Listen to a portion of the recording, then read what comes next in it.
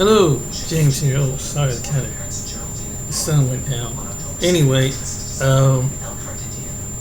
haven't done a video on this guy in a while. It's called Jay Morrison, and this is one that people are usually talked about in the past because he did some shady deals, and then usually in the black community, it'd be black representatives that he kind of policed over the money, and a couple people made a commentary.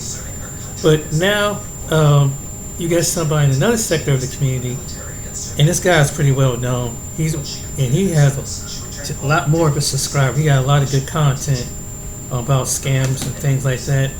But here's Spencer Cornelia, if I said his name right. But he talks about the Jay Morrison situation, and it's very enlightening the way he puts it. All right, then. Hear his video. Hundreds of records to update. How on earth are you going to do that? Well, I have one, of course. I have a question for you. How does Jay Morrison build a $2 million real estate portfolio? Well, he starts with $12 million. Three-time felon, about 21 years old. My name is Clickbait. It gets him views. I didn't stop being a drug dealer to become a scammer. Jay Morrison made the mistake of calling me out. King Spencer, let me address my haters. This whole thing is bigger than me. Even this doofus will admit he's a losing fund manager. We're not profitable. We're in the red. I'm saying that. We're not a profitable fund right now. Behind the flashy suits and the soothing southern sales pitches is a man so incompetent at investing that even NFT investors praise God that they aren't Jay. It's become such common knowledge that Jay has scammed his community that every podcast he's on now addresses the allegations. The Tulsa Real Estate Fund was a full year late in filing with the SEC, but the day has finally come for us to see the truth about the alleged real estate mogul. So for those who are like, oh, this is a pyramid scheme, this is a scam. Back in 2018, Jay started a fund for the black community to pool their money together and invest in real estate. Regulation A Tier 2 crowd fund launching, the Tulsa Real Estate Fund, where each investor gets an 8% preferred return and a 50% share of the profits. The value of any fund is in the manager. Jay, as the fund manager, proclaimed himself to be a real estate mogul. I have no college education. I come from the hood, from the trap, for real. My dad taught me how to cook crack at 17 years old, in a stove and a microwave. The only way Jay can make this fund profitable on paper is if his dad also taught him how to cook the books. So just say Jay's business is not successful yet. You want to be accurate? I can say that. The business is not successful. Well, it's not financially successful yet. We are mission successful, for sure. In a video titled Jay Morrison Responds to Internet Trolls and Scam Allegations, he says out of his own mouth that his fund isn't financially successful 4 years into operations, which is literally what the internet trolls clown on him for. This is the page for all of Tulsa Real Estate Fund's SEC filings. Notice the dates for the yearly filings. We have all been waiting almost a full year for 2021's yearly reports. They should have been filed sometime at the end of summer 2022, but they weren't filed until June 2023. What were you hiding, Jay? He is like Houdini. He's doing financial magic tricks that I can't understand. Because how can a man lose $1 million when he only has $800,000 to lose? Jay has to know that he's a con man. If he was actually making money with his fund, he'd be letting everyone know. And I'm not even saying our fund is like lit. We're not profitable. We're in the red. I'm saying that. We're not a profitable fund right now. I do appreciate the honesty out of Jay, and I do appreciate the humor. I've never heard a fund manager use the term lit when describing investment returns. The fund was able to raise $7.5 million in 2018 and another $4.4 million combined in 2019 and 2020. All of the creators making videos on the fund are trying to protect you financially, and I want to share how we can also protect your identity, which is why I partnered with Aura. When I first used Aura, I was impressed and horrified at how much of my personal information it was able to find and how many alerts were being sent my way. By scanning the deepest parts of the dark web, Aura finds and removes your personal information.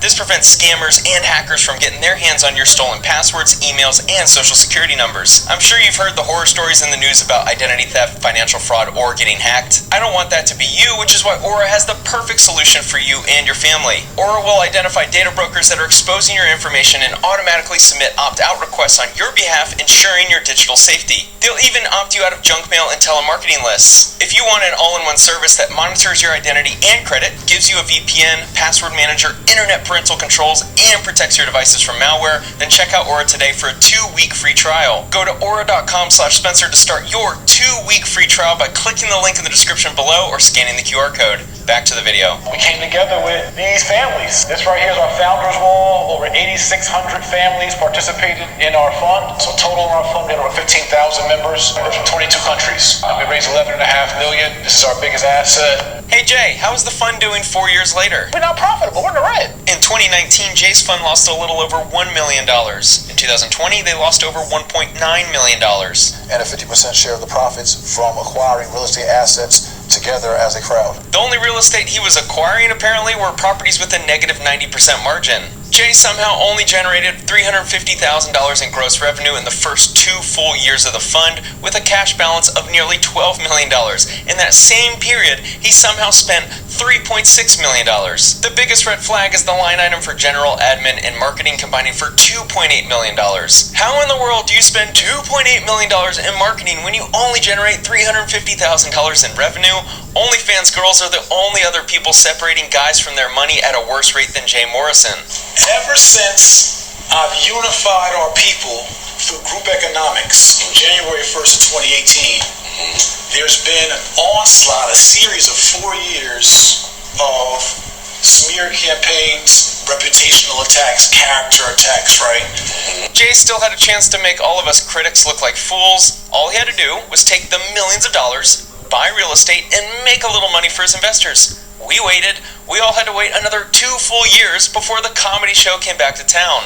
Well, it finally arrived. This dude somehow lost even more money in 2021, a 40% increase in losses to $2.7 million for the year 2021. Jay is on a podcast tour right now trying to repair his reputation against all of those harmful haters, but he can't see that losing $2.7 million after losing millions in the years prior is why we're calling him a con man. This is the guy who calls himself the real estate mogul, the guy who claims to be an expert, the guy who claims he's lifting black culture up with his fun, only to be exposed as the guy stealing millions from that same culture. It'd be great for all of us if they put my name in the proper context of the real work and light and energy I bring to culture. This guy has found a way to spend over $2.8 million on operating expenses for a business, only generating $505,000 in revenue. Jay, Mr. Real Estate, lost millions of dollars. I don't believe that he's going to have another $1 million plus losing year because he's going to bleed the fund dry. In 2020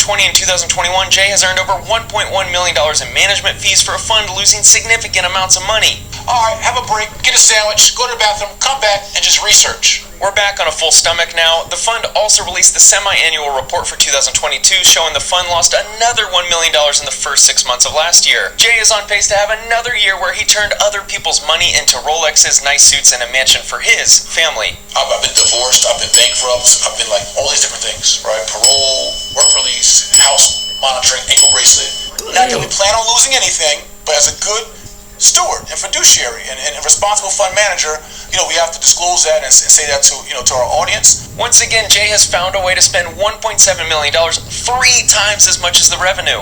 Eli and JT pointed out when they first started reporting on Jay Morrison that the fund is paying Jay Morrison's company for marketing.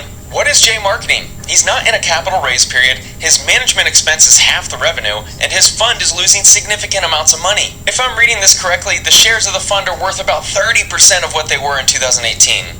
Owning multifamily units, apartment complexes, student housing. So we'll take part in all these type of investments just using good fiduciary responsibility to make good investments. What God shared with me at the end of the whole thing. See, I'm an influencer, but I'm not an influencer. Yeah, I'm a real estate guy, but I'm not a real estate guy. Jay is the epitome of a con man turned wannabe philosopher. When asked about his fund, Jay replies he loses money, but he doesn't lose money. I've been on the other end of the scam likely accusations, but it's hard to stick because I'm very transparent. I pass all the smell tests. My paperwork adds up, and I consistently progress and evolve and elevate it. My favorite character flaw of Jay is that he thinks the SEC investigating him is proof that his fund is a great investment. But it is a fund that went through an SEC investigation, an FBI investigation, DOJ investigation, 18-month investigation, hundreds of thousands. So they checked everything. They checked everything. No findings. I'll give Jay credit. He is very situationally transparent. The problem is that you need to be able to read between the lines. When he says no findings, he's actually correct. they didn't find any reason to think that Jay knew what he was doing. Investigated by the highest level of authority, the DOJ, the SEC, the FBI. I've been defamed by all types of trolls and YouTubers who are probably chopping this video up as we speak right now. All you have to do, Jay, is show where the money went. Why are you profiting millions of dollars when your investors are losing their money? And I realized that I'm the most qualified and perhaps the only person who could do it due to 1, being the lead investor in the Tulsa Real Estate Fund, 2, a fellow developer, 3, a peer to Jay Morrison in the real estate education industry, and 4, a friend offline. Based on my research, it appears that the only person who has truly benefited from TREF is Jay Morrison himself. As more people realize the money they gave to Jay is as good as gone, he's going to have to go public with where the money was spent. Instead, he's now become a preacher. But yet my family went through all kinds of slander and defamation and accusations of this and that online the last couple years. Now it's time to react to Jay addressing my videos. Newest one now is a gentleman from the white community That's me. who's being supported by the guy that I beat in defamation. You didn't beat him. You won on a little technicality, but it's not over. You owe Tony the Closer money, and we all know the full story. The biggest slanderer. Who's saying now the new thing is fake mogul, fake guru. I don't know. Whatever. I don't know. Honestly, I don't know. I love Jay. He's of course a fake guru. He claims to be this real estate expert, real estate mogul, but he's shown absolutely no proof of ever making money in real estate. my team tells me they get all frustrated. They send me these group texts. Somebody said something new about you. I don't have time to watch y'all videos. He's so busy buying all those profitable real estate deals. Like, I don't have time to watch somebody's YouTube video about me. Like, I seriously don't. Right. And then I'm like, how are we going to respond? So it's like, well, I don't know, Jay. You could respond simply by showing all of the money you're making for your fund, or you can just hide away from that. do we do this produced video? Do we edit it into receipts? Do you do like... Oh, I'm waiting for the receipts. I hope he makes a video showing the receipts. Let's see him, Jay. Listen, God just put in my spirit through a series that happened this weekend. Let me just address my haters. I always love when people just call critics haters, as if we don't have like very clear objective proof of what he's doing. It's so funny. Just the haters. All he has to do is address us with proof and receipts. But for 4 or 5 years, he just hasn't been able to do it. Excuse me. Pardon me. Edit that, please. Let me address our haters. No, Jay, it's all targeted at you. This whole thing is bigger than me. So, I don't have all the bullet notes. My team told me a bunch, right? I'm broke. He was at one point. He filed for bankruptcy before raising a bunch of money. I've been broke. I'm a fake mogul. Made $2,000 a month. $2,000 a month was from public filings that he filed himself. Family.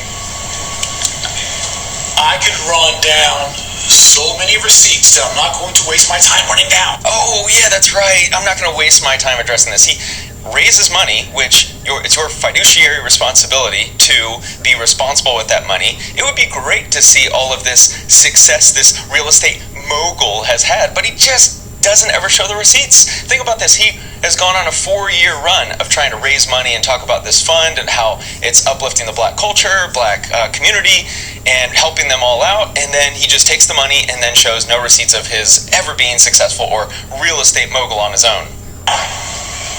Oh, I don't do real estate. I don't know real estate. He does know real estate. I'll give him that. He's a very good educator, and I commend him for what he's done. He's given education to a lot of people who may not have access to education. There's nothing wrong with spreading on good education. However, the problem is once you have to show proof that you can actually implement what you teach, that's where Jay has 0 receipts. Say you're wrong, but say you're right.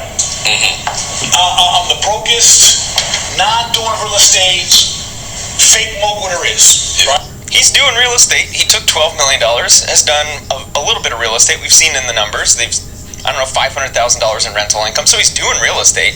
It's very easy to do real estate when you have $13 million or $12 million in your pocket. The problem is he's lost like 67% of it. All right, so you're right. I'm a miracle then. Wow. That is powerful, everyone. He's a miracle. It's a miracle he's still able to run his fund. I mean, at this point, when's he going to go bankrupt? That's the next question. It's not how much is he going to lose next year. It's when is the fund going to go bankrupt? Wow. I was this man that had no wealth, never did all these real estate deals, Show all the receipts, Jay. I'd love to see it. Where does your wealth come from? It came from educating real estate. The second you had to implement it with other people's money, you lost all the money. So I'd love to see the receipts. We're waiting. They can't find out my receipts. We're waiting on them. We're going off all of the public records. You filing for bankruptcy before raising money for a fund. That fund has done nothing but lose money. It's down thanks to JT and Eli for going through their... You guys have to watch their videos. They're so excellent at breaking this fund down, but they're showing how he's lost like 70% of the value of his fund. Where are these receipts, Jay? I'm for the men and women who come from my background, my environment, the welfare kids, the high school dropouts. And that, my friends, is why some of the people in that community are so critical of Jay, because he is leveraging this background that he has, which, you know, to his credit, he came from a background much tougher than mine, I'll admit that, but once you take on people's money, that's where the game gets way different.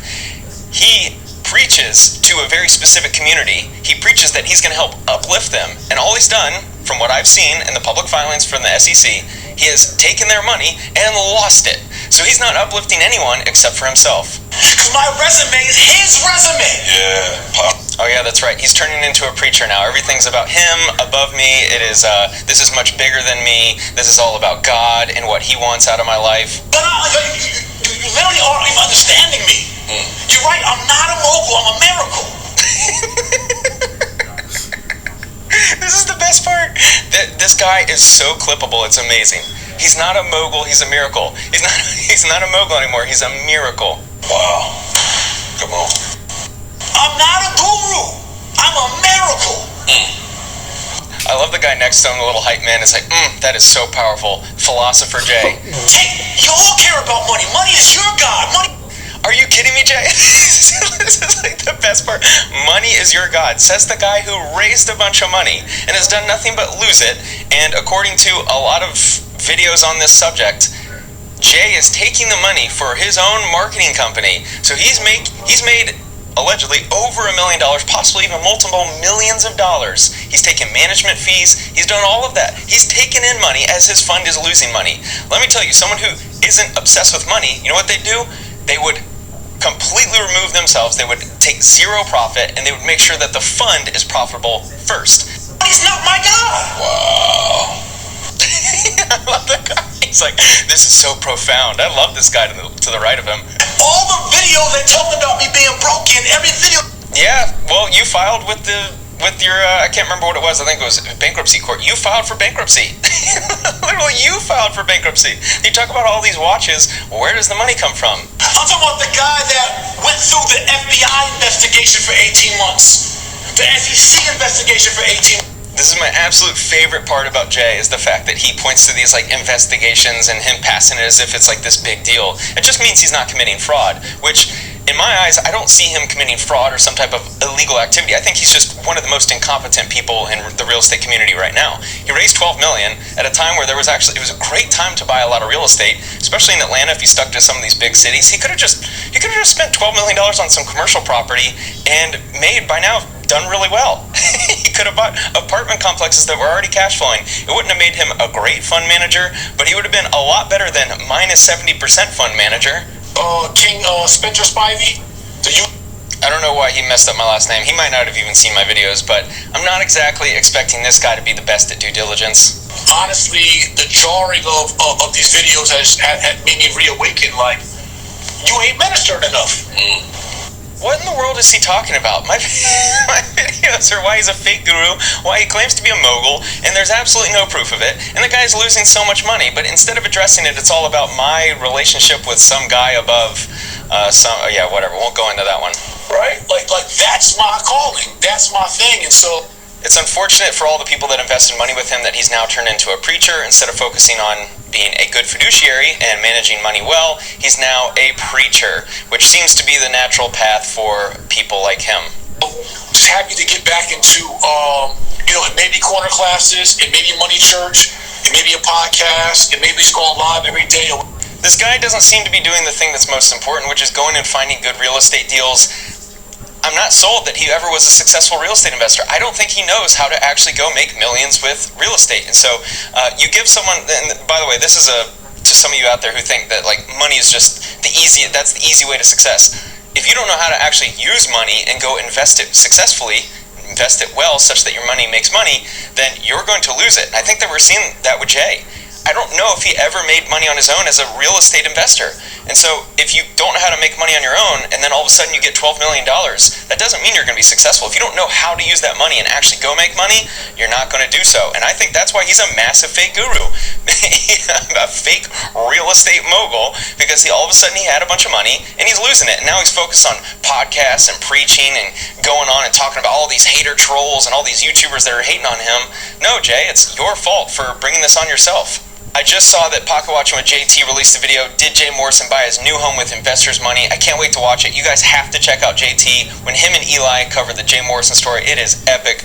Them and Tony the Closer, they're doing a great job at covering the story. Certainly an inspiration for the videos that I've made. Hope you enjoyed this one. Thanks for watching.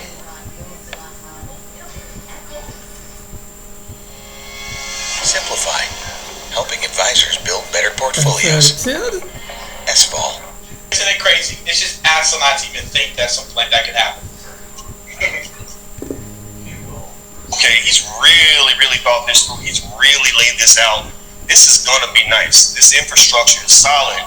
And I immediately gained faith in what Jay was doing. You know, I said, okay, you know what? I'll back you. Let me know what I can do. Let me know how I can help. I was one of the initial investors. I stepped right up and wrote my check and sent it in, and I said, I'm in this. And we talked about it. I supported. People asked me about it, and I always, whenever they ask me about it, I always tell them the same thing. Why not? Why wouldn't you want to participate? I believe in the fund. I believe in Mr. and Mrs. Morrison. This is just the beginning. I am happy to invest my money. I will invest more money. I can't wait to see all the great things that are done in the future. Together, we can do anything. God bless everybody. So when he told me, Again, now, I'm just here to keep track of the score and let you know you're losing. You're losing horribly. Now again, many of you want us to subscribe to your aspirations. Okay, great. We took you up on the offer. It's been 5 years. Where is Boyce at now? Where is Boyce's analysis of the fund now? See, I want you to understand this. These people are stepping up and they're saying they want to be leaders. Well, guess what? With being a leader, there's something known as accountability. So now, we're holding you accountable for you promoting this fund to people. And to say that you was a PhD and an expert. So what that tells us is that based upon your expert opinion and how poorly your opinion has performed, then we shouldn't listen to you anymore. Right? Because you don't want to take accountability for the lack of performance. You just want to be quiet. But see, Yvette talked about this, and I'm going to get to 19 keys next. Because see, what we allow these people to do is reinvent themselves. So they fail over here. They leave a trail of dead bodies behind them. They lose millions of dollars of black people's money. And then they just go reinvent themselves to the next thing. And see, people don't like when I say this, but I'm going to say it time and time again. Many of you are slow. It's proven. I've been watching this because I don't care how well you speak. I want my dividends. I want my performance, or at least be able to recoup and get back whatever's left over. In this case here, because the way the fund is structured, you can't even pull your money out until he decides that the fund is liquid enough to be able to do so. I just want you to think about that for a second. So see, and Kevin Samuels and people say, you repeat yourself all the time because truth is consistent. See, that's part of the problem. You always want to hear something different. There's nothing new under the sun, right? You give your money to people who are professionals, who know what they're doing, and they perform. You give your money to influencers, Hotep hustlers, back to Africa hustlers, B1 hustlers, and you lose your money. You take these people up who are with the school, still no school, and they'll give you every excuse in the world as to why the fund can't perform, as to why they don't have the school for the black boys. Aren't you supposed to be a professional? Don't you know about interdimensional chakras? Right? Don't you know 19 Please knows about aliens? He's selling you crowns that can protect you from 5G radiation. But see, it goes to show you that most of our people, we are not serious as we claim to be. Because if you were serious, you'll be holding Boyce accountable. Boyce would not be able to post online without you coming in and reminding him about the Tulsa Real Estate Fund. Because he has everything to say about everything else, but Jay Morrison. Hey, Eli, I got a quick question for you. I mean, obviously, I respect your opinion, right? So I got a quick question to you about simple investment math, right? I want to put up on the screen a report right here. This is the same report we've been talking about, but this particular page, this is cash flow report, right? This is a cash flow report. Now, seems a bit odd to me, but I want your opinion on this because I may be biased. It shows right here when it talks about cash flows from financing activities. It says dividends paid. This is money that the fund paid to their investors. It shows $388,172, right? Almost $400,000. Dividends paid to investors. I have a question for you because, obviously, you're a guy who reads up on finance and you're well versed. If investors give someone money, then that investor is unable to turn a profit. But he then finds money to give back to their investors as a dividend. What is that normally called? Well, it's called the Ponzi scheme. But see, in this case, what I believe he did, and again, I've used my words properly, so I don't want to say I'm slandering him. From my understanding is that he could pay out a dividend if the fund is one of two things, either profitable or properly liquid. Meaning that at a certain time, certain assets, because with accounting, you can make things appear certain ways with accounting gimmicks where you can list the assets at a certain value. So because the assets are listed at that value, you can then use the liquidity that you have over here and say, because of projected return, we can pay you with this money over here. It's really just kind of playing accounting tricks, from what I understand from the people who I've spoken to. And again, I'm not saying he directly did that, but it looks like it was an accounting. It seems awful odd. Shouts out to Tony the Closer. And if y'all have not been paying attention to Tony the Closer on Instagram, y'all missing out. Go and follow Tony the Closer on Instagram. The stories that he is breaking, real breaking news is happening with Tony the Closer on Instagram and YouTube. So go check him out. Shouts out to him. But it seems odd. I'm a certified financial planner, and it just seems odd for a company that has never made one positive year-end dollar. Not one. See, I want to play this video, right? Because see, this ties into what you're saying right now. I want you to listen to what he's saying, and then I want you to look at the report. Right? Because the talk is cheap. Let's listen to what he's saying here. Let's go back to the report. Listen, Tulsa Real Estate Fund has just made a major play for the community. Starting August 1st, we're going to have $3 million a day, $90 million a month, over $1 billion a year that we're going to lend out daily for no money down, no credit check, no risk real estate transactions for you and your family to be able to make more money during these challenging times. And guess what? I'm going to teach you how to do it. My protege Isaac Grace already tested it out. He brought $250,000 last month in one day and made over $50,000 net profit in real life. I got the receipts. And we're doing a free training this Saturday, July 18th, 1 p.m. Eastern. Go to cashbuyerslivestream.com. I'll see you there. Where's the billions? Where's the millions? Where's the billions and where's the goddamn millions at? I sit here sometimes and I say to myself, I feel as if like I'm in hell and God is punishing me. Right? We have to sit through this absolute pure foolishness. That you can listen to a person say these things boldly in the camera, like we're gonna have billions, billions. of dollars ready to go left and right. And then we look at the FTC report and we don't see millions coming in. We see millions going out. Right? You know, I sit here, right? Because, you know, me and Tony, we always talk on the phone and stuff like this. And we go through, you know, so much ridicule and death threats and people calling us cop chasers and all of this. And yet people like Caesar, big business, and Jay Morrison, they just get to walk around the streets freely and go now launch another fund. Like, I want you to think about just how asinine and backwards that is. This man should be shunned everywhere he goes. He should not even be allowed to walk outside. But see, again, because they know that most of the men in the community are weak. Because there's not a lot of people like us. See, I'm not talking to the people who are viewing and following us. I'm talking to the masses.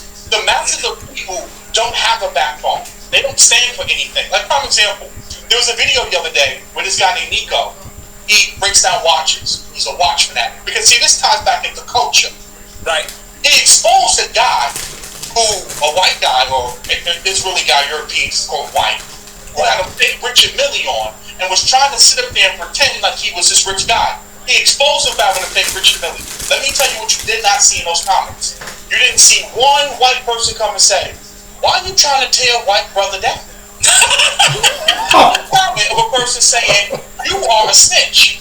And it's one person coming on there threatening him. Instead, what you saw in there is people saying, "Thank you for exposing him. We need more of that." See, only in our culture do we uphold the most degenerate of us. Instead of holding people accountable for them scamming, scheming, lying, and defrauding, we somehow want to talk about reparations and, you know, white supremacy and Jim Crow. That don't have a goddamn thing to do with a black man who said he was for the culture, who is up here scheming on that culture. But we don't want to hold people accountable. See, understand, when you are in the streets, you know the rules you are playing by. There's no honor amongst thieves. You subscribe to that. There's well-to-do, mean people who really bought into this fund, not because they thought they was going to make money, but because they wanted to support a black business.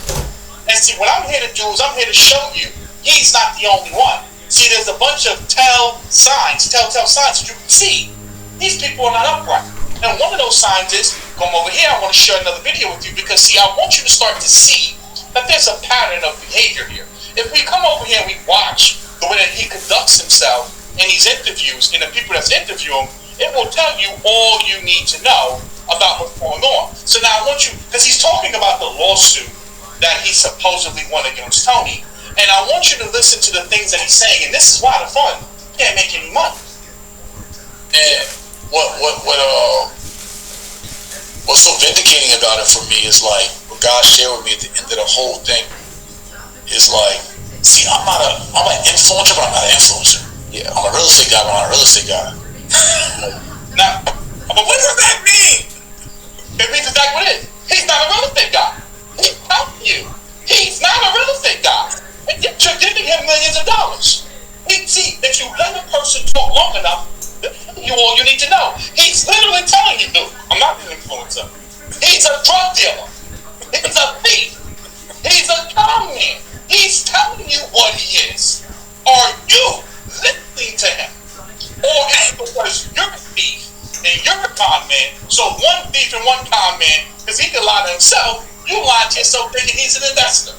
Here's the crazy part, real quick. I don't know if he was just telling this story just to say something. There's one in particular interview where Jay Morrison says that he sold his own father crack.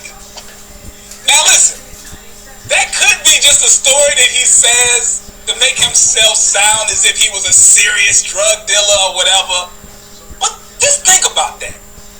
The man who would sell his own father crack cocaine is not going to do you any good. The man who lies about selling his own father crack cocaine does not mean you any good.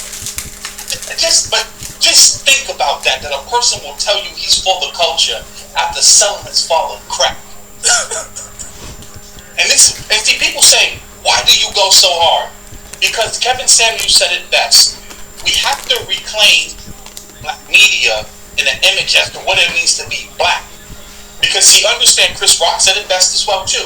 There are black people, and then there are niggas. And the sad reality about it is, many of our people subscribe to nigga culture, which is why they identify with him to the T. Because any person with an ounce of morality, like JT just said, if a person says he's so cracked to his father, you may have changed, but goddamn, you can't get my money. you can do all the community work in the world.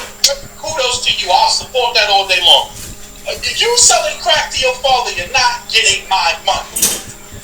But now, let's get to this. Let's listen, because I want you to listen to the things that he's saying in these interviews.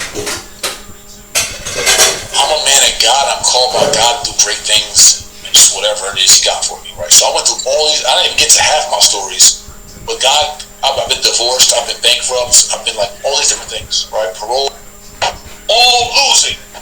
He's a loser.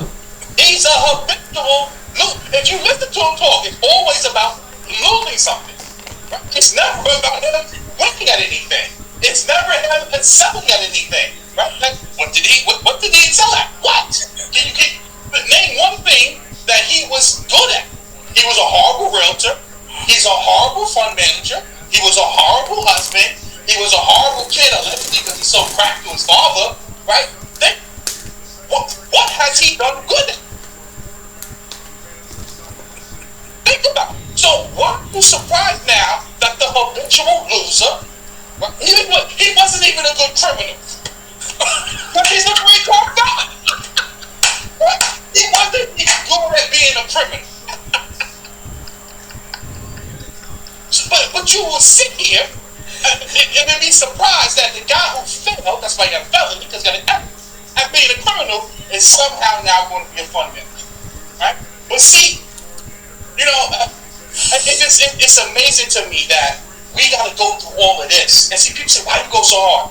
Because there are black men and black women out here that are good fund managers, right, that do have legitimate businesses, that are trying to educate you. But because they're not wrapped up in some Hotep back to Africa B1 red, black, and green FBA scheme and gimmick, you don't support them. But you'll sit up here and you'll listen to this foolishness of a person telling you how much of a loser he is. He's telling you how much of a loser he is. And you think that that's young Malcolm? You will allow him to destroy the legacy of the great Malcolm X? A loser? Oh my God. Let's listen to the rest of it. Oh, work release, house monitoring, ankle bracelet. I got the cliche black man's journey. Yeah, of everybody. Yeah. You know what I'm saying? Oh, stop that. Nope, I'm not buying into that narrative. Cliche black man's journey. No, sir. Not me. Not this fella. That whole story, I do not identify one bit. Nobody in my clique, not my friends I went to college with, not my business associates, no one. We do not associate with what he's referring to as a cliche black man story. Absolutely not. No. Sorry. Going on that, JT, because see, again, that's my point, is that we as black men and black women, we have to raise the bar. Even if you're not where you want to be, you have to be excelling and aspiring to something higher. You have to be subscribing to something higher. I'm not coming on here to listen to a person tell me how much of a loser they are. Right? I want to support things that are actually going to speak life and show me rehabilitation. This is not a rehabilitated man. Because now that he wrecked that play, what? The fun fly. Because he's going to bleed the fun dry. Whether intentionally or unintentionally, he's going to bleed the fun dry. And you can already see him repositioning for the next play. And that's the black church spirituality, which we're going to hear in here. You'll already see the next grift already a mile away. Now listen to this.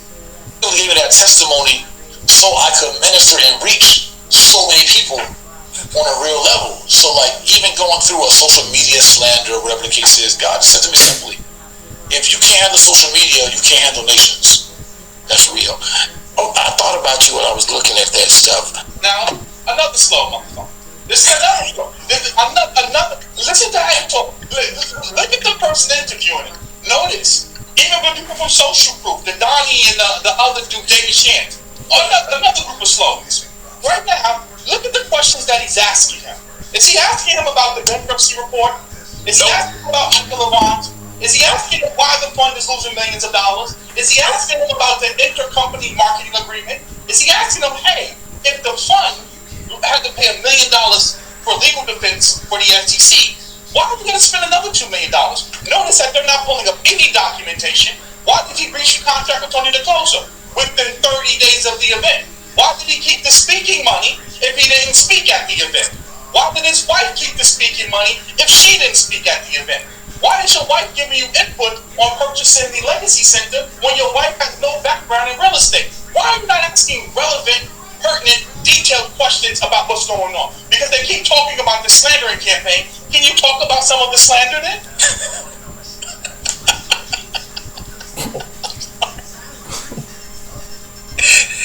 Most of these people who interview him, they have a smaller platform than his Instagram.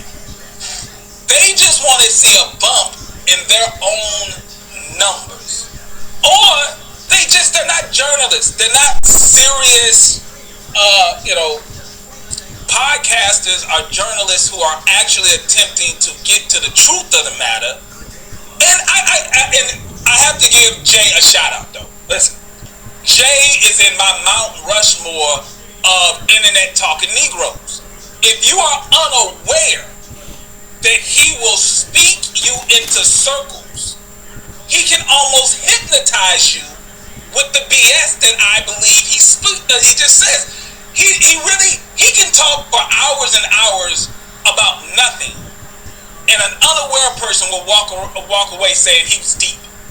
And I think, based on the look in this guy's eyes, he's hypnotized by Jay's charisma, whatever it would be called.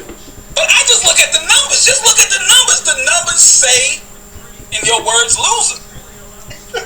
He's a loser. Jay Morrison is a loser. He's a horrible criminal. He's a horrible fund manager. He was a horrible realtor. He is a loser. He's a habitual loser. And at the end of the day, hey, listen, birds of a feather flock together. Right? Which is why Boyce, who's a loser, supports him, right? And which is why 19 Boyce. Now to be clear, Boyce also filed for personal bankruptcy. Let's not forget that. Because I can't wait to get to 19 Keys. That's going to be the highlight of tonight. But anyway, let's listen to this, like 10 more seconds of this foolishness, because again, it shows you what he's setting up for next. Handle nations. That's real. Oh, I thought about you when I was looking at that stuff, and I thought about Joseph in the Bible, how he never complained, but he kept going through trials. He knew he was a king, but once he gets thrown in the pit, brothers turn their back on him. He ends up having to go into Egypt, and once he gets there, he ends up going to jail and all kind of stuff. He's just going through all these different things, but he don't complain, and he consistently go through what he got to get to in order to help a lot of people. Yeah, same thing you just ended your conversation with. So it's like I feel amazing, like because everybody know I'm tested, I'm vetted. Like everybody know. You failed every test. There it is. That is one of the major problems in the black community.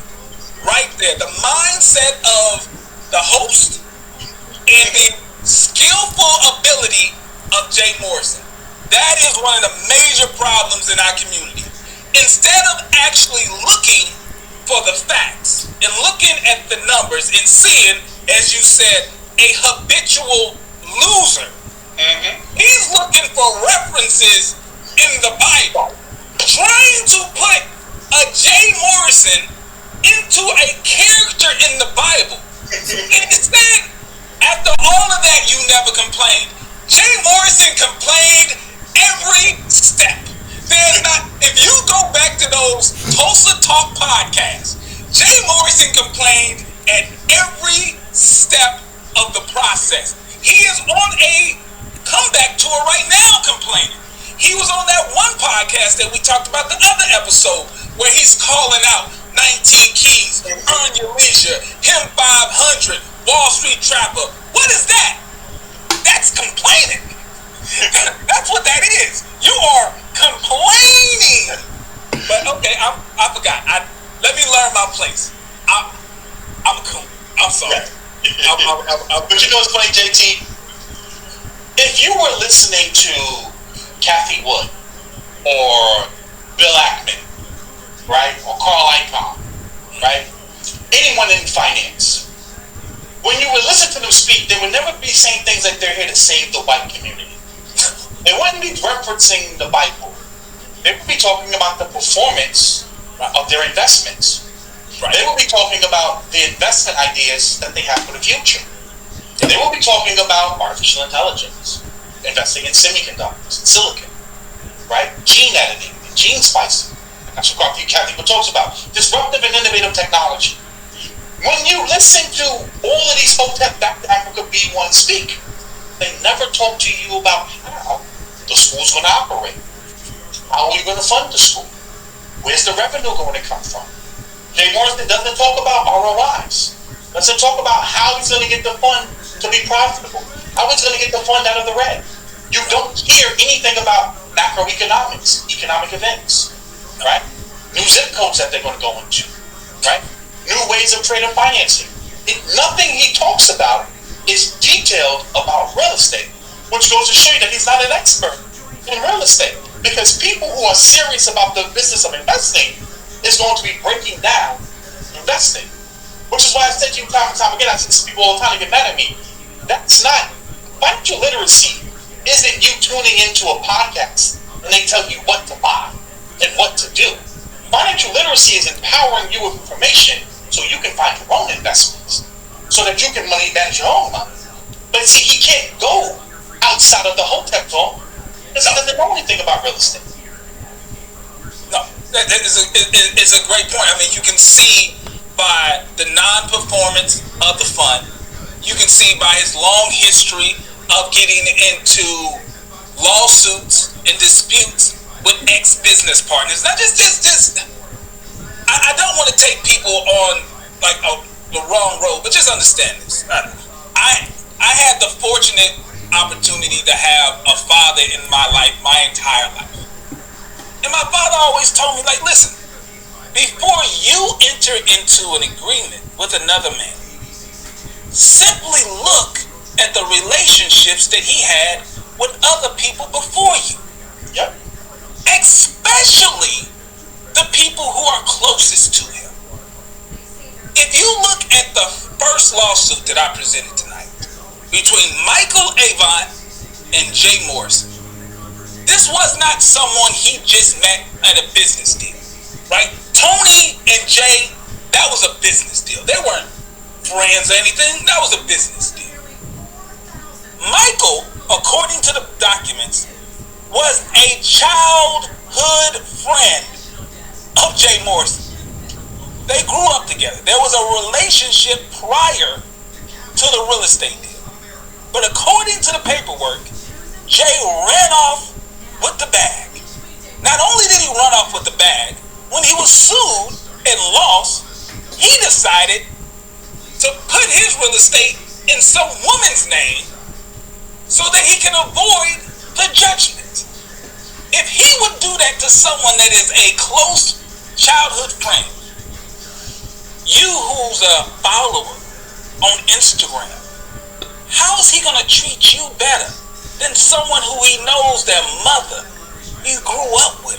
Like, you don't have to have an MBA to understand that business relationship is going to end bad because he can't even have a good relationship with his so-called friends. Where's Isaac Grace? Where's Will Roundtree? These were his friends, not just business associates, his friends. They're not with him anymore. Why? And also, to build on that, so now, when we look at people who, like JT just said, they have bad business dealings with multiple partners and friends. We also have to look at the people who tend to support people like Jay Morrison, people like Boyce Watkins. Right? See, because we have to focus on the marketing that went on as the fund was launched. Because where are all those people at now? Because see, again, like I said before, we love to allow people to reinvent themselves and leave behind a trail of dead bodies, like the BWO, the epic failure that was, and then they just go and now they're NFT experts, now they're thought architects, whatever the fuck that means, right? They thought leaders. They went from selling gold water and bandanas, and now they're NFT experts. So, let's look at Mr. Jabril Muhammad, right? Let's share my screen. Jabril Muhammad, also known as 19 Keys, 268 weeks ago, because see, let me tell you something. I am an agent. I am a coach. I have hard drives of all of you stacked up about all of the foolishness that y'all was promoting. So, it says history, solutions, community. He has the lock, and he says the Tulsa Real Estate Fund is the key. The lock, and he said the Tulsa Real Estate Fund is the key. Well, here we are now, 260 weeks later, after promoting that. Where's 19 Keys at now? Did he ever come out to you and say to you, hey, this may not be a good investment? Has he come out, right? Has he come out and retracted? No. Y'all can send him move on because he can speak well. Because he can talk, everybody Carson can talk to you about high-level conversations of aliens and chakras and being able to heal yourself in your mind. Why can't they astro project you dividends? Why can't they heal for fun? See, if you could just heal things with your mind, right? And you're such a deep, then why can't they heal the fun? Where's the gold water at? Can the gold water manifest? Because they always talk about manifesting. Why can't they manifest the school for black boys? Pour some of that gold water over the Tulsa Real Estate Fund. Right? But then, see, it gets better because now, you know, like I said, I like to have a little fun with things. I like to laugh a little bit. And I want you to listen to 19 Keys, right? Right before he got to high, because he's a chameleon. He just reinvents himself so much. I mean, I give him that. He is good at nigga rap. I give him that. Here are the keys, man. Next year is the rule for the rich righteous teacher, meaning that those who are righteous, who have good intent to change the paradigm, will now have the resources to fund their ideas. It's always been a plight of the poor righteous teacher to not have resources to actually fund their ideas, to fund their minds, so that we can actually make effective change. And 1919, since a 100-year cycle is about to come back around, is when the construction on Black Wall Street began in Oklahoma. It was also when you had the Black Star Line by Marcus Garvey. Not since 1919 have we built something up so incredible. So it's time for us to end that paralysis. It's time for us to take on a new way of thinking, and we get back to utilizing the tools that's in existence so we can actually build the world that we want to see. 2019 is the year of the keys, because if I give you the keys, then you take that and you give it to somebody else. Instead of all these rusty locked minds, everybody is the key. Everybody is giving each other the necessary energy to free ourselves and go to our highest level of potential. Time to tap in. Peace. Peace, family. Peace, family. Each year of the keys, man. Next year is the rule. So, I just want to play this clip real quick for y'all, because this is what 19 Keys sounds like. This is exactly the foolishness that we are hearing right here. I want you guys to listen to what we just heard right there. This is 19 Keys right here. He has his crown on, as you can see. He has his crown on, right? And this is 19 Keys, and brother for life for that matter. Do you secrete a reading dysfunction? You have problems putting your words in a colostomy bag. That's why I've created this new program called Book on Science. I'll teach you how to testiculate my way. To complicate how it works, I will intersex with a perverted deviant by using one of my own penile implants. Masturbation sentence. C. Dick. Angina. Angina. You know what Johnny is, don't So, you know, Magic Keys is the outlaw fence. You know, he just comes up here and you know what I'm saying. My brother, see, what you have to understand is you need this bandana to protect you from 5G radiation so that you can after that. And then when you take this gold water, you're going to be vibrating on such a high level that you're just going to unlock all the locks around you. You understand? You understand me? And you're going to say, you know what? You know what? Take my money. Take my money. I want to invest in what you have to say. And then they say a whole bunch of nothing. Nothing about profits, nothing about the fund, nothing about how the Tulsa real estate fund is going to generate profits. Just a bunch of whole temporary back to Africa foolishness. But the sad thing is, it sells. It sells. People buy it. If people didn't buy it, they wouldn't be selling it. They know their audience. And being able to know their audience, knowing that, hey, if I make myself sound super deep and I talk about things that are beyond reality and make it seem as if I have all the keys to, it's like, but look at these people's lives. As you said, all of these guys are habitual losers. They have not been successful in anything as long as they've been in front of us.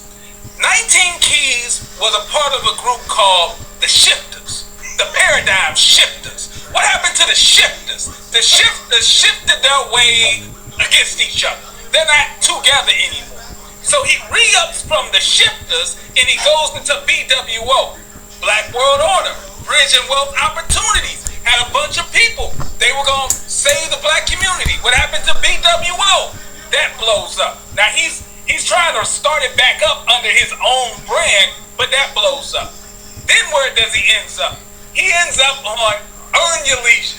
He goes from a failure with the Shifters, a failure with BWO, and now, not only is he a part of Earn Your Leisure, his video is the biggest thing on their brand. Earn Your Leisure is a financial literacy network. The biggest video, the greatest watched piece of content on their platform is two Negroes talking about space aliens and astral projection. That's the greatest piece of watched content on the Earn Your Leisure network. If you know so much about aliens that are coming from another planet, why didn't you know the Tulsa Real Estate Fund wasn't going to give us no dividends? If you know so much, if you telling me you that deep, your crowd is giving you that much energy, you drinking your gold on and you eating your sea moss, you have been with the aliens billions of miles away. But you didn't know that the Tulsa Real Estate Fund wasn't going to work? It makes sense, man. Make it make sense. As I sit here sometimes think about myself like, yo, I have to be living in an alternate reality. We have, because it's like everything with black culture is upside down. They don't want to learn from professionals, from credentialed people. They don't want to give their money to licensed professional people. They don't, but they'll go to a person who's telling you, I'm an influencer. I'm calm, man. Don't say I got divorced, and you go, take my money. Shut up and take my money. Shut up and take my money. Listen, man, this big business, why that's that? Listen, man, here's the plan. You just gonna give me $5,000. We're gonna put it into these 3 properties, you know what I'm saying? And the next thing you know, we're gonna cash out refi. And you go, oh, you know what? I'm not gonna give you $1,000. I'll give you $50,000. I'm gonna give you $500,000. It is sick. This is sick. It reminds me of that clip where one of the alleged victims of Big Business, he records Big Business while he's asking for his money back. He's asking for several hundreds of thousands of dollars. He wants his money back from Greg, Big Business partner. The recording is Greg on the phone saying, I don't have that type of money laying around. I gotta make a play. We gotta make a play. What does that mean? First of all, if you don't have that kind of money laying around, then the person shouldn't be investing with you. See, understand, when you invest into something like that, you are an unsecured creditor. Yep. So at that point, that means you are on the back end of being able to retrieve whatever assets they have. If you don't have more than $500,000 as the quote-unquote person receiving the investment, then I shouldn't even be giving you no money. Think about that for a second. Does that mean if you ain't got shit for me to come after? Like, think about that for a second. The person's telling you he ain't got that kind of money, which means if you got that kind of money, why are you giving it? It should be the other way around. It should be giving you the money to learn what you're doing that you got more than you. Make it make sense. It's insane. Like, let's be clear. The real estate mogul, Jay Morrison, on his bankruptcy said he had $40 to his name. $40. This is after he starts a fund where he's able to pull about $15 million from black people. A man with $40 in his pocket was able to convince thousands of black men, women, and families to hand him over roughly $15 million. And he has managed to lose millions upon millions of dollars every year. And according to the financial statements that he presented to the government, at the end of December 31st, not 2022, but 2021, at the end of December 31st, 2021, he had less than $800,000 left. 15 mil, 800,000. Now, I'm aware that he did buy some real estate, but when you add all of that real estate up, it does not equal a market value of $15+ million. You know what? Let's play devil's advocate. Let's go back to the statement, right? Let's go back to the actual, right? Because I know what you hoped that was going to say, right? So let's go.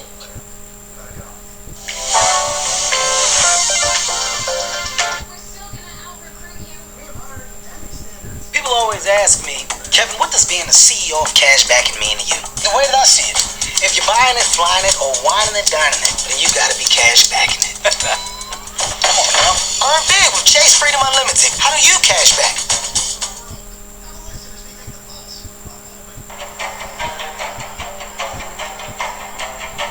This is wild, man, I tell you. In order to have a strong relationship. Today is June 20th, 2018. Jay Morrison uploads this particular video onto YouTube. The name of that video is called How a $40,000 Investment Made Julian Gordon the Top Shareholder of the Tulsa Real Estate Fund. Now, Julian Gordon is a young man, a young businessman. Seems like a great guy, a man who wants to see black businesses become successful.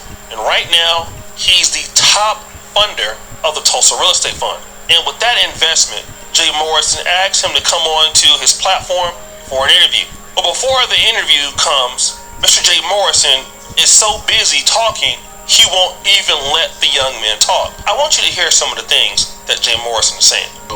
Absolutely. So, Yeah, man, that's where it starts. So a pleasure to be on with you. I want to open up like this. I'm going to allow you to introduce yourself, talk about your companies, talk about your experiences. I'll be interviewing you. But first, I want to say to those on our live stream, those who will be watching this, King Julian did not ask to be publicized for his investment. He did this as all of us did in our own anonymous way, and just no one asked to be reposted and all that. But I felt it was very important to edify you, King, as I've been talking to different business leaders, influencers, NFL athletes, NBA athletes, rappers, and all. But with all those different prowesses and titles and everything else, you stand alone as the highest holding shareholder and investor. And I need everyone to hit the applause emoji, the hand clap emoji, or the hands up emoji, or the fist emoji, or the okay emoji. Excuse me. I think it's important to edify you. We want to talk about why you didn't choose the minimum. You know, I've talked to guys that are worth millions of dollars, and they're like, I might match you 10,000. But I don't know your net worth. I don't know what you do. You got to talk a little bit about those things. But you did come in and say, you know what? I believe in the movement. Forget the naysayers. Forget the internet bloggers. Forget those who have thought they figured this out, although they never did it before. They have no prior experience, but they have all this information and theories. But you are a believer in this movement and this company and this firm, and myself as a fund manager and leader. So I want to talk a little bit about those things. But first and foremost, King, let's talk about where are you from? Where do you reside? Where do you represent? Yeah. Where do you represent, King? Now, did you guys hear that? You see, Jay Morrison is taking shots at all of the people who declined to invest in his fund. All the naysayers who declined to invest in his fund. Even athletes were skeptical. Business people were skeptical. But here he's trying to prove with Mr. Julian Gordon that you should invest in the fund. But fast forward, Dima. It is now August 25th, 2023. And Mr. Julian Gordon, now 5 years older, is tired of the games that Jay Morrison is playing with him. Not only playing with him, but 15,000 other investors in the Tulsa Real Estate Fund. They feel like they have lost their money. And Mr. Julian Gordon has tried to reach out to him many times with no answers. But now he's ready to go public. And this is part of what he had to say. My name is Julian Gordon, and I'm here to express my position of disappointment and immediate recommendations for the Tulsa Real Estate Fund. I prayed long and hard about doing this and doing it publicly, and I realized that I'm the most qualified and perhaps the only person who could do it due to 1, being the lead investor in the Tulsa Real Estate Fund, 2, a fellow developer, 3, a peer to Jay Morrison in the real estate education industry, and 4, a friend offline. Scripture says, go to your brother directly in private, and I've attempted to do so through text messages. I've requested a meeting since July 31st, and no commitment has been made. Of course, I finally got a call from him 1 hour after last night's Instagram post announcing this speech. But I was in the middle of teaching a class, so I could not answer. Even if I talked to Jay, I would still have to share what I see with the 15,000 other investors in the fund. This is simply an accountability call. People have asked, will Jay be there? The truth is, the speech is not primarily for Jay. It is for the 15,000 investors in the fund. If there was a way for me to only gather and speak to the 15,000 without going public on social media, I would have done that. But there isn't any way that I can connect with them but to go broad and cast a wide net. Much of this speech, Jay already knows, and from our text messages dating back from July 27th. It's nothing new to him. He knows my stance. Without a board of directors, I, as an individual investor, have no other way to hold him accountable or influence the direction of the fund. Even if I do meet with him privately, this is a publicly raised fund and therefore justifies public critique. Why now? I personally waited this long because I believe in group economics, I believed in my brother Jay Morrison, I believed in Treff's mission, and I believed in God. I wanted to give the fund a chance despite its rocky start. As a fellow real estate developer, I know that real estate funds need 3 to 5 years to bear fruit in terms of dividends, monthly cash flows, and appreciation. The Tulsa Real Estate Fund started in June of 2018, so we have reached the 5-year mark. My capital is patient. However, the Form 1K filed recently on June 21st, 2023 for the period ending December 31st, 2021 was alarming. It showed that Treff Titanic is likely on the verge of sinking into bankruptcy unless it gets bailed out by debt or additional investment, with the fund only having $772,372 in cash left of the original $11.5 million invested. That filing was over 18 months ago, so it may already be too late for Treff investors to recoup anything. I've already written off my $40,000 investment to zero. Based on my research, it appears that the only person who has truly benefited from Treff is Jay Morrison himself. In Tulsa, Oklahoma, the real Black Wall Street, we had white outsiders burned down the neighborhood and its assets in 1921. Today we are in 2023, and our very own people are burning through Tulsa real estate funds money from within. As a, not the, leader in this financial literacy revolution, I can't just sit around and watch that happen. We, as a collective, are afraid of accountability because we know that if I call someone out on their stuff, they or someone else is going to call me out on my stuff that's in the darkness. Nobody is perfect, so we tend to give others' imperfections a pass. Nothing changes like that. Instead, we need a new standard of righteousness where I push you to be and do your best, knowing that you're going to push back, pushing me to be and do my best. The buddy-buddy culture we have amongst us leaders, especially in the financial literacy space, where we are afraid to lovingly call out our brothers and sisters when they publicly say or do something wrong because we don't want to ruffle any feathers, is spineless.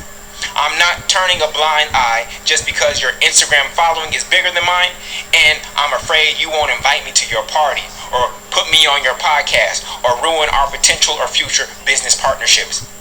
We can't operate like that anymore. So after that heartfelt speech by Mr. Julian Gordon, we can all say that hindsight is 2020. I heard about the fund in 2018. I kind of knew it was a scam, but I didn't have any proof. And some other people felt just like me. Lorenzo Davis 4207 says, that brother is about to lose all his money. But the most telling comment is this one from JM Audio. He says, my projection, Jay will end up like Madoff, run and take the money. We don't need to know this sounds like an info commercial. Then somebody says, I could have told you that 3 years ago. Yarley HBK says, you was right. And CC Campbell 25 says, called it. Because a lot of people knew that this was a scam. But let's kind of go back to Boyce Watkins, because Boyce Watkins is very instrumental here. Remember, Boyce Watkins endorsed the fund by making this video. And my instinct said, okay, he's really thought this through. He's really laid this out. This is going to be nice. This infrastructure is solid. And I immediately gained faith in what Jay was doing. You know, I said, okay, you know what? I'll back you. Let me know what I can do. Let me know how I can help. I was one of the initial investors. I stepped right up and wrote my check and sent it in, and I said, I'm in this. And we talked about it. I supported. People asked me about it, and I always, whenever they ask me about it, I always tell them the same thing. Why not? Why wouldn't you want to participate? I believe in the fund. I believe in Mr. and Mrs. Morrison. This is just the beginning. I am happy to invest my money. I will invest more money. I can't wait to see all the great things. And then, once the fund started doing very bad, Boyce Watkins ran around like a clown. He then had this to say about Pocket Watkins JT's comments about criticizing the fund. I did see a video by a brother named JT Pocket Watchers, which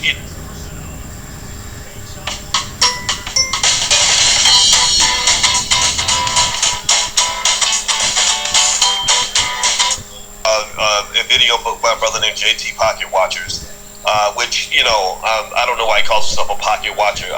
From what I know, that term is not a flattering term, but I think that, you know, he seems like a smart guy. He seems like a guy that I assume he's doing what he does for the right reasons, and he seems to know some stuff about some financial topics and things like that. And he reminds me of a white guy that I was taught named Coffee Zilla.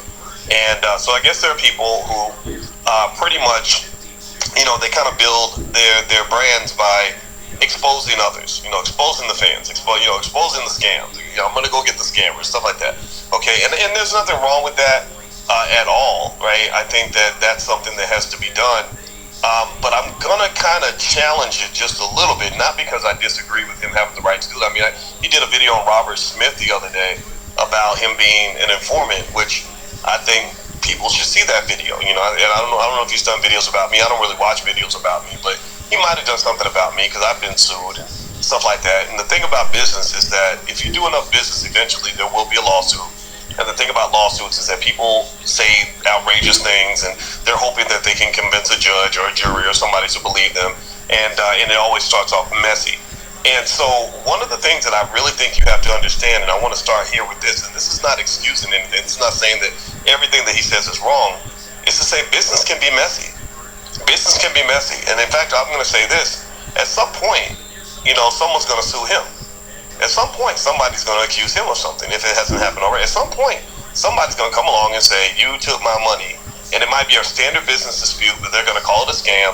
And they're going to say, this guy who's pointing out the scammers, he's a scammer too, right? Because everybody uses that word scam. And so one of the things I will say is that, when you're talking about, what happened with the Tulsa Fund, I'm not going to say that you can't use whatever language that you want to use. I think that it's fully within your rights to do that, but I think that we have to be really thoughtful about how we go about policing black-owned businesses.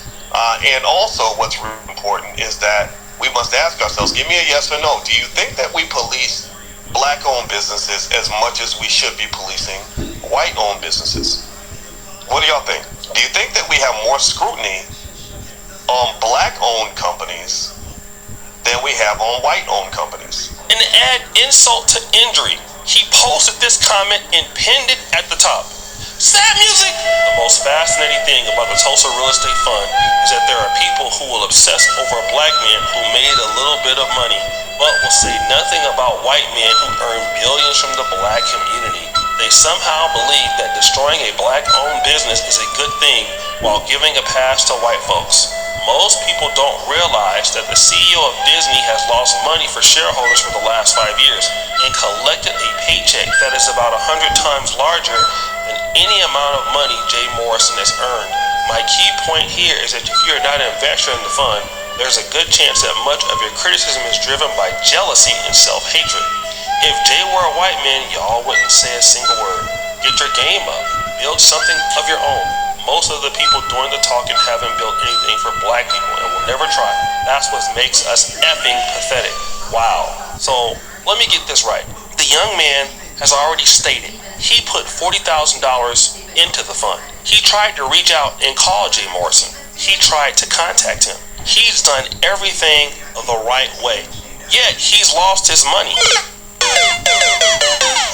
And he's critical of the fund because the fund has lost, if not most or all of its money, because Jay Morrison misused the money. Now what you're trying to do, Boyce Watkins, is say, well, if Jay Morrison was white, y'all wouldn't be tripping. What does that have to do with anything? You're trying to make an excuse for the guy because you are also protecting a fraudulent individual. So you're saying, on one hand, support black businesses, support black economics, but you don't want to be accountable to that. And see, that's what the problem is. See, Boyce Watkins is undergirded right there with these guys who are the scammers. Look at his positioning in his commentary. He's defending this. Again, he's talking about the people who are critical of blacks who are losing their money. Yet you expect somebody like Boyce Watkins to come to black people's defense. But I kind of want to go to pocket watching with JT's live stream last night. It was very good. But I want you to hear some of these callers who are talking about black people, right? When we want to invest in black businesses and things like that and we get scammed, what does it do to black people's psyche? I just wanted to make one point about some of these situations is that they don't realize, like the one thing that people's laughing about, you shouldn't have gave your money. They don't realize that this stuff feels like a heartbreak. When you give somebody, you believe in somebody, you give them what you got, you say, oh man, they're going to do, and then you find out they got you for your money or they scammed you, they got to realize that's like a heartbreak. Right. You know what I mean? Because you believed in them. Yeah. You looked at them, they told you the truth, you believed them, you gave them your money, you say, all right, this brother sister's going to do me well. And then when you find out they scammed you, man, they got to realize that's like somebody broke your heart. You know what I mean? And that's basically all I'm about to say about that. They got to realize that. Some people don't take it lightly. I don't know how these guys walk the street after they get. I really don't understand it, because if you take my money like that, I don't give money to anybody I can't touch. Online, I don't care where you from. If I can't touch you, you can't get a dime from me. That's they got to realize it's a heartbreak. These guys are scammed. I've never been scammed personally because I'm always, I don't trust anyone with my money, basically, And see, that is the situation right there. How many black people lose hope in black America because of something that happens like that? It leaves a bad taste in your mouth. But this other sister who was particularly following Jay Morrison found out this. So when Jay Morrison first came on the scene, I know just me, I'm a woman, I'm a black entrepreneur, and I've been in business for a long time. I know he came on many of the other callers said that, we're going to build up the Black Wall Street, us as black people to have somebody black to give you hope and all of that stuff like that. I never invested in it because when I would hear him speak, it was just something about him that just gave me scammy vibes, right? So I know I followed him for a little while, and I eventually got turned off by his page because at one point he was real flashy. He was like, I'm flashy. It was a thing. I'm rich in real life. Yeah. He was like really, really flashy, and the way he would talk and all of that stuff, it would just really like just do something to my inside because I really felt like he was, this whole Tulsa thing at that point was a scam. And I actually stopped following a lot of the other black people on YouTube, like Boyce Watkins, Tamika Mallory was big on promoting him. My son was big on promoting him. It was a lot of people, black people, that I thought was really about black people and doing the right things for black people. And I used to be like, okay, you guys are supposed to be smart people. How can you not tell what he's doing, right? And you're supposed to be speaking on this space for black people, and you're promoting and being friends with this man that is clearly taking advantage of a whole lot of black people, and that turned me off of a lot of them because I'm like, that doesn't make sense. So I've been waiting for this moment where it will finally get to where it looks like that he's almost about to get got, and I think that moment is here, and I'm happy about it. Really, like, again, she felt that something wasn't right. And let me just tell you guys this. I'm not a person like Pocket Watching with JT who breaks down scammers or Brother Eli or any of that. But I will tell you that I have noticed some things that are common. And remember, I'm in the Pan-African community, the pro-black community. I'm living in Africa, so I understand frauds and scams from all over the place. I see it all the time. Land scams here in Africa. I see it with the African-American community. And one of the things you're going to always notice is opulence. Jay Morrison tries too hard to be opulent. The show he has wealth. The same thing you see with 19 Keys, all these other guys, they're always trying to show opulence, wealth, gold, cars, money, finer things. This is what these guys do. And if you're silly enough to understand that you're going to spend your money with them, yeah, the only person that will get that money is them. They don't care about the black community. They don't care about what you had to do to get your money. It takes hard work, dedication, a lot of sacrifice to be wealthy, to be rich. A lot of adding value in the business community, a lot of innovation, a lot of doing things the right way, a lot of patience, So as long as you know that, understand that fact. But I believe that Jay Morrison's career is over. So guys, what do you think? It's your boy O'Shea Duke Jackson. Yeah, and I also remember when they had that one to charge somebody for the wedding and everything. That was bizarre, and he was like going to photo shoots and calling him the Black House and all that. It was crazy. 5 years. I was watching that too, and I seen it myself, and I said even though they start with 500 and it goes up to 3,000, but I didn't invest with it because I knew it was just something about it didn't click. It was just really pushing, going overboard with it. So, yeah. But yeah, he got exposed. And now he's trying to, ask for come back with another one again. Yeah, they had a session about where the money at, and he deflects again. So, I don't think it's going to work this time, Jay. You really screwed up, A lot of people, and it's not about there's white people that been getting exposed to doing something similar to the same thing. This ain't got to do with black people, the white people, boys. It's like, no, boys, there's white people that does just about worse, or not worse than he did, and they've been called out too, and rightfully so. And like he mentioned, CoffeeZilla, yeah, he's one of many who called people out, like Spencer. So no. You know, that's just some information. But they try to make it, no, it's just that nobody don't want to be scammed. And nobody don't like a scammer. So just for that, now he got people, he's losing subscribers and stuff because it's standing behind the con. That's not a good look. Alright then, ladies and gentlemen, hope you liked this video. Hope you learned something from it. Watch who you put your money with and be blessed. Take care. Until the next video, like and subscribe.